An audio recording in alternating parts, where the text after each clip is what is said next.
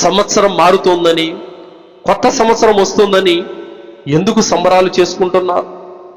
December 31 వెళ్ళిపోయి జనవరి 1 వస్తుందని అర్ధరాత్రి వరకు మేలుకొని 12 సమయం కాగానే పటాకులు పేల్చడము, కేకులు కోసుకోవడము, వాట్సాప్లో మెసేజ్లు పెట్టడము, నేనే ఫస్ట్ విషయం చెప్పానని తెగ సంబరపడిపోవడం, ఈ పిచ్చి చేష్టలు మానుకొని జీవిత పరమార్థం గురించి ఆలోచించండి, జీవిత సత్యం గురించి ఆలోచించండి.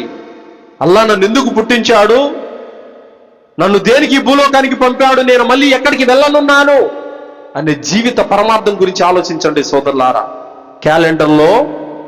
క్యాలెండర్లో తేదీ మారుతుందంటే ఎన్ని భవిష్యత్తు మారట్లేదు. ఇక్కడ క్యాలెండర్లో తేదీ మారినంత మాత్రాన సంబరాలు చేసుకోవాల్సినటువంటి అవసరం లేదు.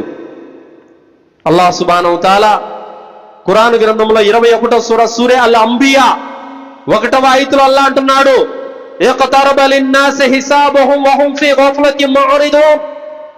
ప్రజల లెక్కల గడియ సమీపించింది, అయినా కూడా ప్రజలు పరధ్యానంలో పడి ఉన్నారు, విముఖత చూపుతున్నారు అని అల్లాహ్ అంటున్నాడు.